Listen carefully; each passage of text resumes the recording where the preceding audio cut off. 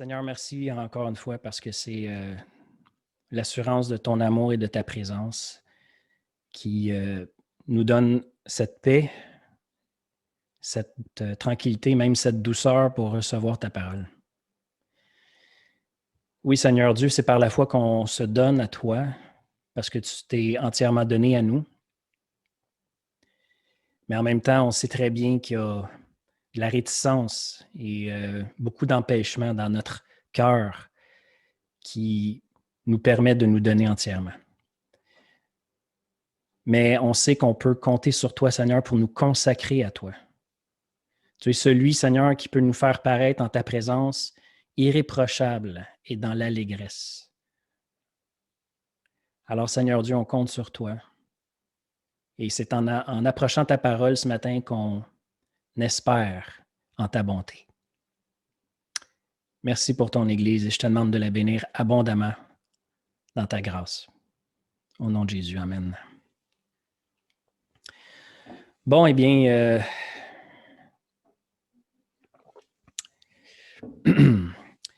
quand, je ne sais pas si vous vous rappelez quand vous étiez jeune. Oui, Mathia, t'en rappelles-tu quand tu étais jeune? Oui. Oui. Quand les parents répètent souvent la même chose, normalement, qu'est-ce que ça veut dire à propos de cette chose? Soit qu'on n'obéit pas, mais ça veut aussi dire qu'elle est importante.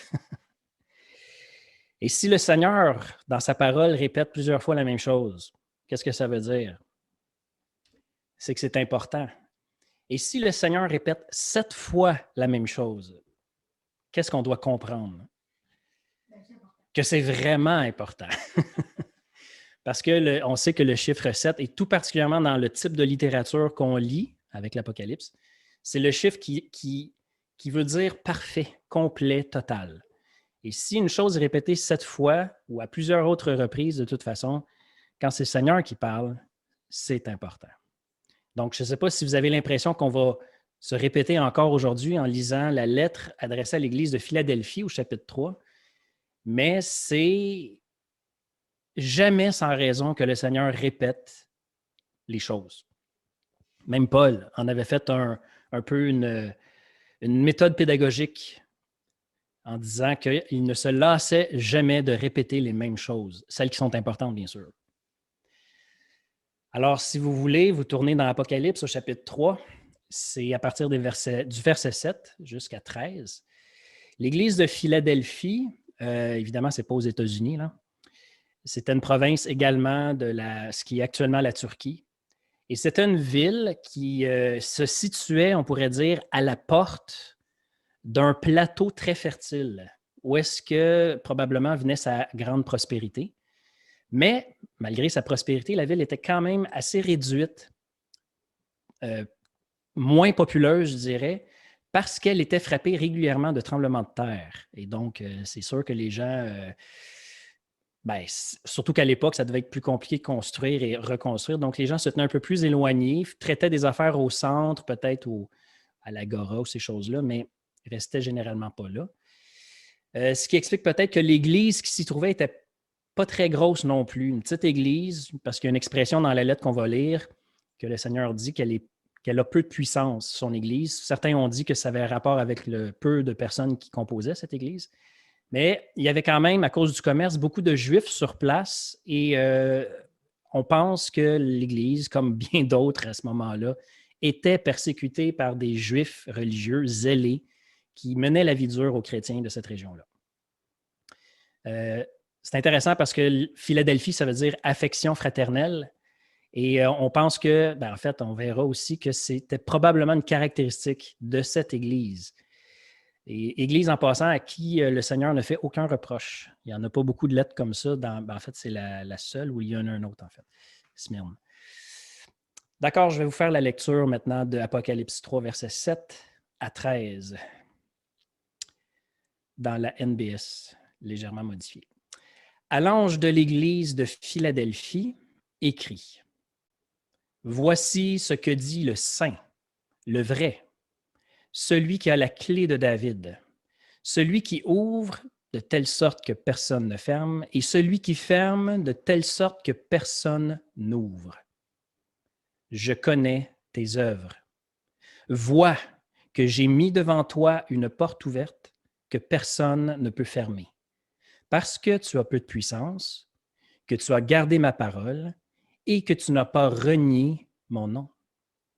Vois que je te donne des gens de la synagogue de Satan qui se disent juifs, mais ne le sont pas.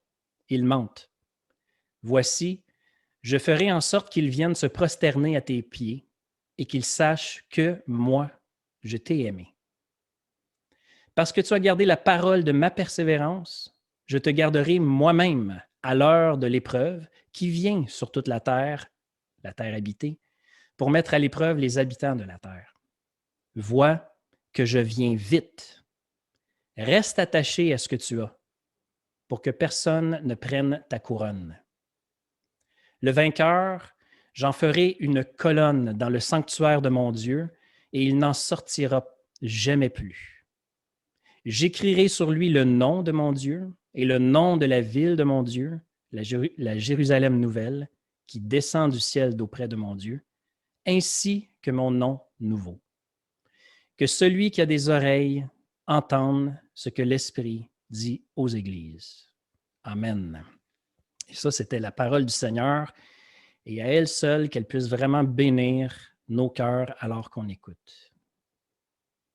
Alors, je donnerai ce titre-là au message d'aujourd'hui, qui résume un peu le message central.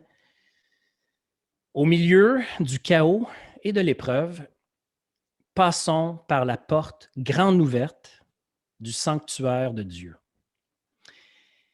Bref rappel, si dans l'Ancienne Alliance, le sanctuaire était le lieu géographique où le ciel et la terre se touchaient et où on pouvait entrer en contact avec la présence de Dieu, et je parle de quoi ici?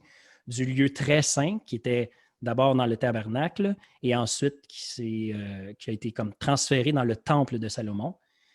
Eh bien, dans la Nouvelle Alliance, le sanctuaire est désormais la présence de Jésus.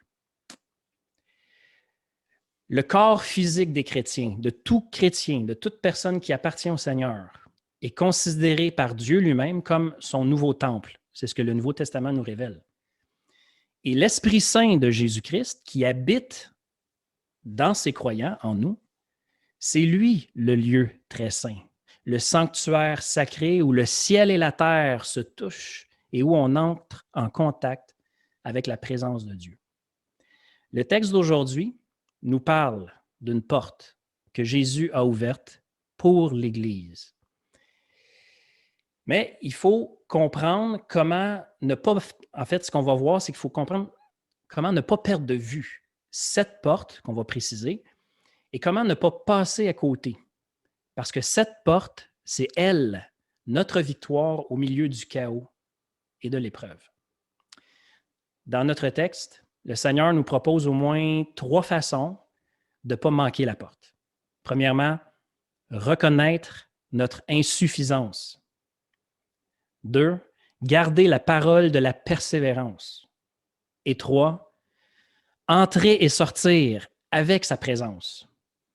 Un petit peu plus énigmatique celle-là, mais on va y arriver.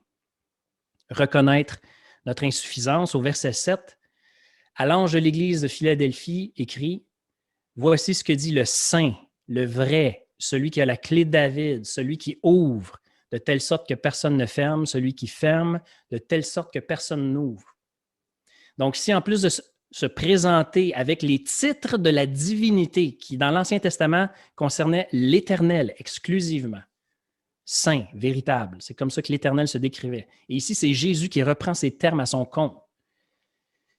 Donc, il s'identifie pleinement à la divinité comme étant l'Éternel. Mais Jésus, ici, dans ce verset-là, reprend une citation d'Ésaïe 22 pour souligner que c'est véritablement lui qui a reçu l'autorité pour régner sur le peuple de Dieu en tant qu'ultime descendant du roi David. Donc, qu'est-ce que ça veut dire? C'est que Jésus dit « Je suis le Messie promis et le roi des rois ». Pourquoi c'est important? Parce qu'il dit qu'il a reçu la clé du royaume.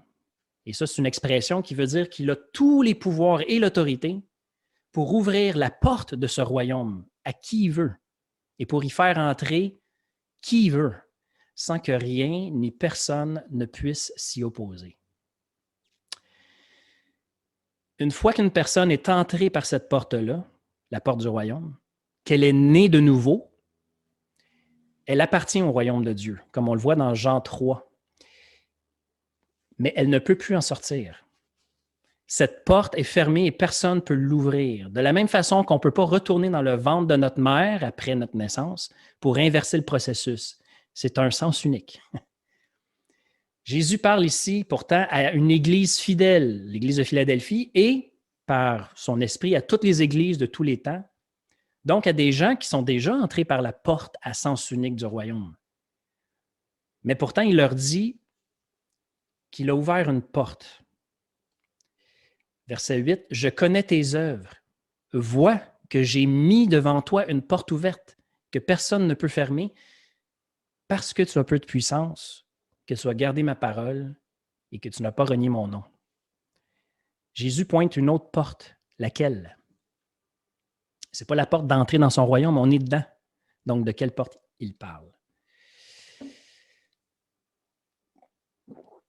On va comprendre que cette porte désigne la porte du sanctuaire de la présence de Dieu, le lieu très saint, par le voile déchiré, si on veut. Et ce à quoi fait également référence le verset 12, un peu plus loin, qui parle des récompenses, là. Il y a un lien avec le sanctuaire. Il y a une unité organique dans chaque lettre que Jean adresse aux églises, ce qui veut dire que les détails de la fin parlent aux détails en premier. Tout se tient. Donc, il y a un lien avec le sanctuaire, la présence de Dieu ici. Mais, évidemment, dans la promesse du royaume universel de Dieu qui va venir quand Christ va revenir, on a une assurance de pouvoir jouir réellement de cette présence-là d'une manière unique et éternelle. Mais dès maintenant, on peut goûter à ça comme privilège qui appartient aux enfants de Dieu, ce que l'Écriture nous apprend. On peut et on doit passer par la porte ouverte qui nous reconduit au plus grand don que nous a accordé le salut en Jésus-Christ, la présence de Dieu. Toute l'histoire de la Bible d'un couvert à l'autre, c'est l'histoire d'une présence qui a été perdue, mais que Dieu s'est acharné à nous redonner, sa présence. Le pire, c'est qu'on se prive trop souvent de cette présence-là. Alors que le Seigneur nous dit, nous confirme avec autorité que rien ni personne ne peut fermer cet accès-là. Alors, qu'est-ce qui peut nous détourner de cette porte-là et s'en détourner volontairement en plus? Eh bien, il y a un indice dans le texte qui nous est fourni. Jésus dit, c'est une porte ouverte que personne ne peut fermer parce que tu as peu de puissance. Étrange quand même. Notre faiblesse, notre insuffisance, c'est généralement quelque chose qu'on ne veut pas reconnaître si facilement. Et parfois même qu'on ne veut pas regarder en face. Êtes-vous déjà allé chez l'optométriste pour un examen de la vue? Moi, ça s'apparaît pas parce que je n'ai pas de lunettes, mais je devrais porter des lunettes constamment. Et ça, depuis qu'on s'en est rendu compte, j'avais peut-être 5 ans ou 4 ans, je ne me souviens pas. Donc, je suis allé souvent chez l'optométriste. Et puis, je vais vous avouer honnêtement que j'aime ça aller chez l'optométriste. Si ce n'était pas si cher, j'y retournerais juste pour le plaisir. Parce qu'on nous fait passer toutes sortes de tests. Et puis, on autorise l'optométriste à s'amuser et à tromper notre vision, évidemment, parce que c'est dans le but de la corriger. Puis, un de ces tests-là, il y en a beaucoup, consiste à nous présenter une planchette devant nous sur laquelle il y a des images toutes embrouillées. Tu regardes ça, tu te dis, c'est quoi ça? Puis, on nous met une paire de lunettes assez étranges qui, soudainement, débrouille, éclaire notre vision et fait ressortir certaines images en 3 dimensions. Puis là, on nous demande de pointer laquelle qui ressort le plus de l'image. Eh bien, quand on ne veut pas regarder nos limites, nos faiblesses, nos péchés en face, c'est c'est comme si, étrangement, on préférait voir notre vie embrouillée plutôt que de vouloir, ou plutôt que de regarder la porte que le Seigneur nous ouvre. Parce qu'on refuse de mettre la paire de lunettes bizarres et étranges qu'il nous donne, mais c'est une paire de lunettes correctrices que le Seigneur nous a fournies à travers nos faiblesses. Notre impuissance et notre insuffisance sont les lunettes que le Seigneur nous donne et à travers lesquelles on peut voir ressortir plus clairement la porte ouverte par laquelle il nous demande de passer. Donc, ces circonstances qui nous embrouillent la vie, il faut les regarder parce que c'est à travers elles qu'on redécouvre la porte. L'apôtre Paul, lui aussi, avait à dire quelque chose à ce sujet-là, qui, à un moment donné dans sa vie, il y a quelque chose qui embrouillait son champ de vision, puis il aurait tellement voulu s'en débarrasser. Quand il dit « 3 fois, j'ai supplié le Seigneur d'éloigner ça de moi. » Et le Seigneur m'a dit « Ma grâce te suffit, car ma puissance s'accomplit dans la faiblesse. » Et Paul avait si bien compris, ou en fait, c'était tellement approprié cette paire de lunettes, qu'il pouvait dire « Je vais mettre bien plus volontiers ma fierté dans mes faiblesses pour que la puissance de Christ repose sur moi. Je me plais, écoutez ça, là, je me plais dans les faiblesses, dans les outrages, dans les désarrois, dans les persécutions, dans les angoisses pour le Christ. En effet, c'est quand je suis faible que je suis fort. C'est dans 2 Corinthiens 12. C'est à travers de ces épreuves, de ces faiblesses et de ces angoisses. Êtes-vous capable de vous imaginer un apôtre Paul angoissé? Eh bien, ça a l'air qu'il l'était. À travers ça, Paul avait découvert les lunettes qui lui permettaient de voir l'entrée invisible du sanctuaire de la présence puissante de Dieu. Mais comme pour lui à l'époque, pour nous aussi aujourd'hui, on a plutôt développé, et le monde nous a aidé à développer un réflexe qui nous fait fuir, nier ou détourner le regard de ces faiblesses, ou en fait de tout ce qui nous rappelle qui on est vraiment, des gens, des êtres insuffisants. Et comme pour attirer encore plus notre attention sur le fait que le Seigneur n'est pas du tout limité par notre impuissance puis notre insuffisance, mais qu'au contraire, la plénitude de sa grâce se trouve là, à travers ces faiblesses-là. Il nous dit au verset 9, « Vois que je te donne des gens de la synagogue de Satan, qui se disent juifs et ne le sont pas, ils mentent. Voici, je ferai en sorte qu'ils viennent se prosterner à tes pieds. » De quoi il parle ici? Bon, sans revenir trop sur ça, on l'avait vu avec l'Église de Smyrne, tous ceux qui ne reconnaissent pas Jésus comme l'accomplissement total de toutes les promesses de l'Ancien Testament, c'est-à-dire comme le seul Messie et le Sauveur du monde, eh bien, Dieu les considère comme des païens, des menteurs et des adorateurs de Satan, même s'il s'agit de Juifs qui étudient la Bible.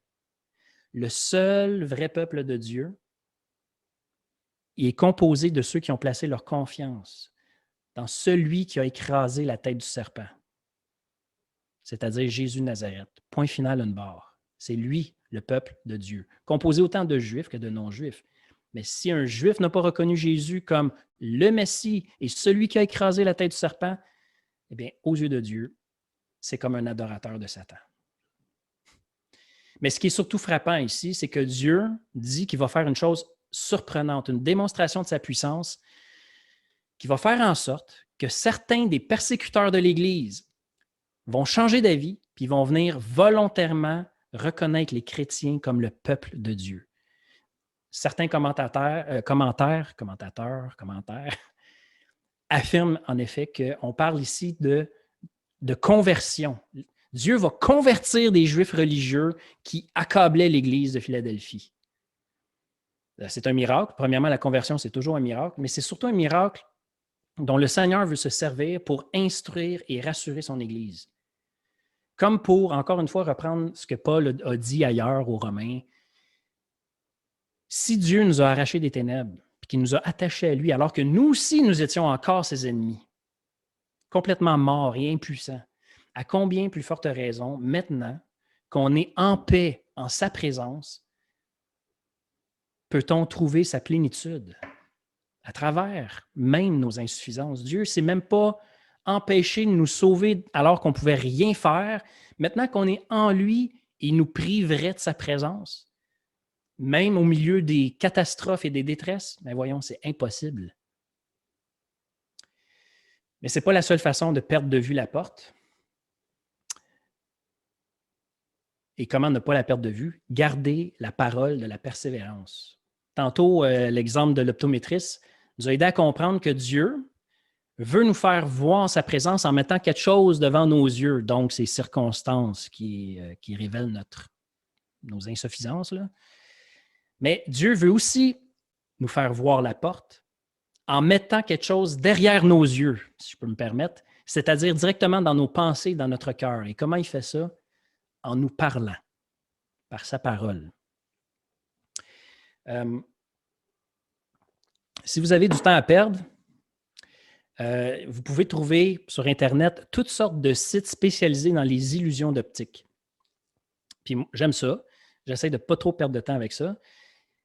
C'est très amusant parce qu'on se rend compte que notre cerveau peut nous jouer des tours. C'est vraiment, il y en a, puis il y en a des connus, puis ceux-là, ben, on tombe moins dans le panneau, comme on dit. Mais il y en a des nouvelles, puis surtout avec la technologie aujourd'hui, c'est vraiment déroutant. Mais vous allez voir, il y a quelque chose d'indispensable pour pouvoir se prêter au jeu des illusions d'optique. Puis pour être capable de déjouer notre propre cerveau puis de voir la vérité cachée. Ça prend quelque chose. Toutes les énigmes visuelles ont besoin d'une instruction qui nous dit ce qu'on doit voir et comment le voir. Si on n'a pas cette parole-là qui nous instruit d'abord, tout va rester confus devant nos yeux. Puis on ne saura pas qu'est-ce qu'il faut voir. Fait que voici qu'est-ce que le Seigneur nous dit, son instruction centrale, vraiment centrale dans le texte, littéralement, et qu'il place directement dans nos pensées et nos cœurs pour qu'on sache qu'est-ce qu'on doit voir et comment il faut le voir. Et c'est la fin du verset 9. « Car moi, je t'ai aimé. Car moi, dit Jésus, je t'ai aimé. » C'est la grande vérité de l'Évangile qui peut encore et toujours nous faire trouver la porte ouverte. En fait, il faudrait être plus précis, c'est ça, la porte grande ouverte, qui est toujours devant nous et que rien ni personne ne peut fermer, comme on voit dans Romains 8 à la fin du chapitre. Rien ni personne ne peut nous séparer de l'amour de Dieu manifesté en Jésus-Christ. Et Jésus enchaîne avec le verset 10. « Parce que tu as gardé la parole de ma persévérance, je te garderai moi-même à l'heure de l'épreuve qui vient sur toute la terre habitée, pour mettre à l'épreuve les habitants de la terre. » Garder la parole de la persévérance, c'est encore une autre façon de... La parole de la persévérance, c'est une autre façon de résumer le message de la bonne nouvelle, de l'amour et de la grâce de Dieu. Parce qu'en effet, si on observe, parce que garder, ça veut aussi dire observer, faire attention à la grâce, au message de la grâce de Dieu, et comment on fait ça par une étude puis une méditation fidèle de sa parole, eh bien, elle nous renouvelle toujours, puis elle nous permet de persévérer. Tellement que l'abandon devient même plus une possibilité envisageable. En d'autres mots, quand on est découragé au point de vouloir abandonner le Seigneur et son Église, parce que ça va toujours avec, peu importe la raison, c'est parce que, à la base, on a perdu de vue le sens de la grâce de Dieu tel que l'Écriture l'enseigne. Alors, c'est là qu'il faut retourner. Il faut y retourner. Il faut y retourner.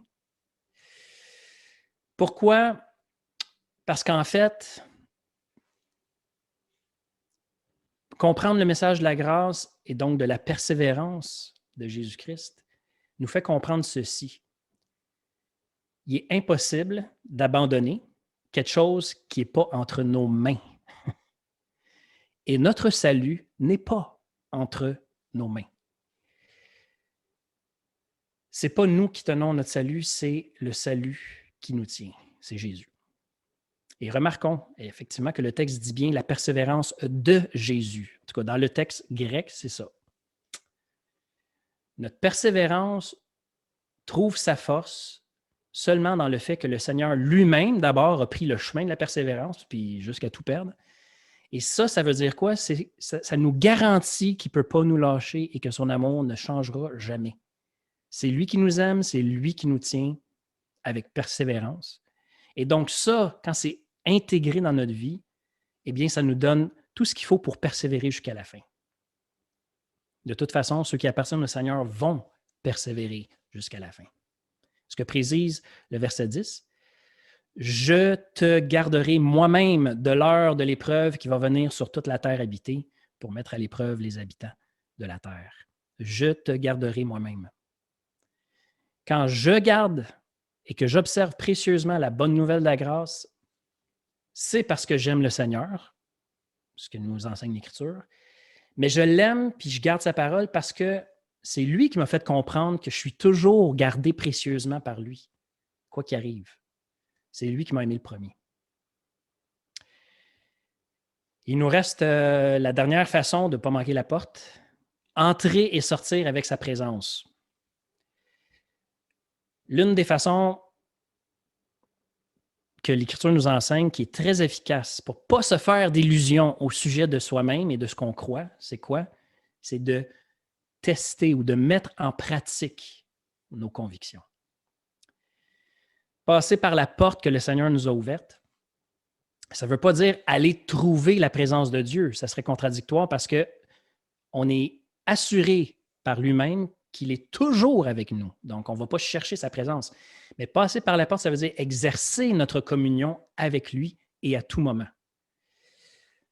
Donc, quand on entre en communion avec Dieu, c'est parce qu'il est déjà là en passant.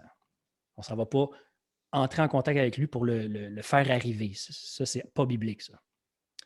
Mais pour être de plus en plus fort dans sa présence et son amour pour nous, le Nouveau Testament nous dit qu'il faut aussi trouver la porte qui nous fait sortir dehors afin d'aimer notre prochain, ouvrir notre bouche et témoigner de l'amour de Dieu. D'ailleurs, il y a des gens, surtout ceux qui expérimentent souvent l'évangélisation, qui vont dire qu'ils ne ressentent jamais autant la présence de Dieu que lorsqu'ils évangélisent, que lorsqu'ils témoignent de Dieu. C'est vrai. Dans le langage de l'apôtre Jean, ici, la porte ouverte, c'est vraiment une image pour l'invitation à la communion intime avec Dieu. Mais dans le langage de Paul, la porte ouverte, c'est des occasions d'annoncer le salut à tous ceux qui sont perdus. On ne peut pas forcer ce sens-là dans le texte qu'on lit aujourd'hui, mais le Nouveau Testament nous permet de l'ajouter quand même. Donc, le Seigneur nous ouvre des occasions de témoigner autour de nous et nous demande de sortir. Là, on est rentré dans la porte, pas dans la porte parce qu'elle est ouverte, de rentrer par la porte ouverte, mais il nous demande de sortir. Mais là, on se dit, mais non, mais je ne veux pas quitter ta présence, Seigneur. Mais non, c'est pas ça. Tu ne quittes pas ma présence est toujours avec toi. Mais cette communion que tu es allé chercher, cette intimité avec moi, cette appréciation de mon amour pour toi et l'expression de ton amour pour moi, ça, sors avec et va le présenter. Parce que rien ni personne va pouvoir empêcher qui que ce soit de répondre à la bonne nouvelle. Ça, c'est extraordinaire. Et on va le voir plus amplement plus tard dans l'Apocalypse. Mais il n'y a rien ni personne qui peut empêcher quelqu'un de répondre à la bonne nouvelle, même pas Satan. On ne peut pas donner ce qu'on n'a pas reçu nous-mêmes. Et la force du témoignage ne doit pas venir de notre capacité de persuader, mais de l'amour de Dieu vécu. Et cet amour est vécu par l'Esprit qui habite en nous et qui nous dirige vers le lieu très saint d'ailleurs. Verset 11, « Vois que je viens vite. Reste attaché à ce que tu as pour que personne ne prenne ta couronne. » Puis en passant, j'ai volontairement choisi cette traduction-là parce qu'elle est plus fidèle au grec. Plutôt que de dire « je viens bientôt », le grec dit « je viens vite ». C'est intéressant. Puis de toute façon, revenir bientôt, des gens diraient que ça a rapport avec le retour final de Christ, mais non. Le Seigneur s'adresse vraiment à l'Église locale de Philadelphie, là, qui a vécu il y a 2000 ans. Il leur dit « je viens ». Il ne serait pas en train de dire « je vais revenir, mais dans un lointain passé, un lointain futur plutôt, dans 2-3 000 ans peut-être, je ne sais pas ». Mais non. Il dit à son Église « je viens vite ». Et c'est au présent « je viens vite ». Son secours est rapide et efficace. Puis c'est quoi ce secours-là?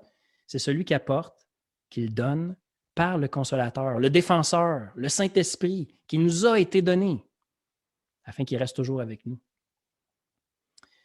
Puis une des principales œuvres de l'Esprit dans nos vies, c'est quoi? Bien, c'est de nous garder attachés à ce qu'on a vraiment. Et on a une seule chose vraiment. C'est quoi? C'est ce que Dieu nous a donné, son amour. C'est la seule chose qu'on a vraiment. C'est la seule chose qu'on garde avec nous et qu'on amène avec nous dans l'éternité. D'ailleurs, notre position dans l'éternité, dans le futur royaume universel de Dieu, dépend de la façon qu'on va avoir mis en pratique cet amour-là. Et d'ailleurs, quelle belle espérance pour tous ceux qui persévèrent dans l'amour et la présence du Sauveur. 12. Le vainqueur, j'en ferai une colonne dans le sanctuaire de mon Dieu, et il n'en sortira jamais plus. J'écrirai sur lui le nom de mon Dieu et le nom de la ville de mon Dieu, la Jérusalem nouvelle qui descend du ciel, d'auprès de mon Dieu, ainsi que mon nom nouveau. On érigeait dans les temples, dans les palais, les places publiques très fréquentées, on érigeait des colonnes sur lesquelles on gravait les récits, les exploits des héros de guerre, par exemple, ou des hommes politiques importants, ou des gens qui avaient accompli des choses remarquables. Et on mettait ça sur les colonnes, et évidemment, les colonnes étaient bien en vue et souvent dans des lieux très prestigieux. Donc, on mettait en valeur ces personnes-là. C'était comme les comptes Facebook de l'époque, les colonnes. Mais c'était beaucoup mieux. Et c'était là pour la postérité. Ça restait des années, voire des siècles peut-être, si c'était bien fait.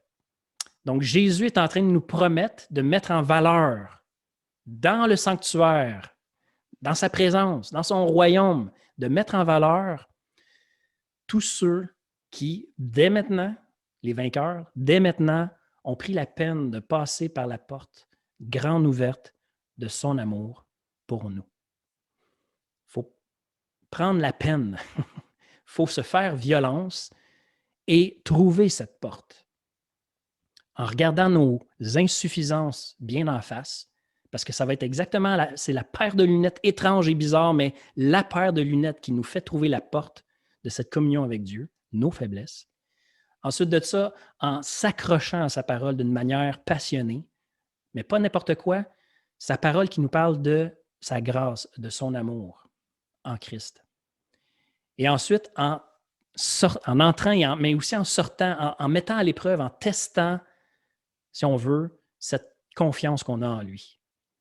Il y a toutes sortes de façons et on pourra en parler dans un instant. Prions. Mon Dieu, gloire soit rendue à ton nom parce que tu as fait une chose si grande et si merveilleuse. Tu nous rappelles, justement par la bouche de l'apôtre Jean, mais cette fois dans son évangile, que tu as tellement aimé le monde, que tu t'es donné toi-même à travers ton Fils, afin que quiconque croit en toi, en Christ, qu'il ne périsse pas, mais qu'il ait la vie éternelle. Seigneur, c'est une bonne nouvelle avec laquelle on est des fois trop familier. À force de l'entendre, des fois, on n'entend plus. Mais je te prie toi-même, Seigneur, de nous annoncer la bonne nouvelle à nouveau à nos cœurs, la joie et l'allégresse, Seigneur, que tu as de nous avoir sauvés. Viens le dire à nos cœurs et fais-nous voir, Seigneur Dieu, toujours retrouver à chaque jour cette porte grande ouverte que personne ne peut fermer. Il n'y a personne qui peut nous empêcher d'accéder à cette place intime avec toi. Elle est là, par le voile déchiré. Alors, je te prie, Seigneur, de parler à tes enfants qui justement, parce qu'ils sont à toi, tu veux les sauver. Tu veux nous sauver. Et quand je dis nous sauver, oui, on a été sauvés du monde des ténèbres et on appartient à ton royaume, mais nous sauver, Seigneur Dieu, de notre endurcissement, de notre incrédulité, nous sauver de nos peurs, Seigneur Dieu, malgré le fait que tu es avec nous et que, Seigneur, viens nous sauver et glorifier ton nom une fois de plus et jusqu'à la fin. Jusqu'au bout, en fait. Merci, Père, au nom de Jésus. Amen.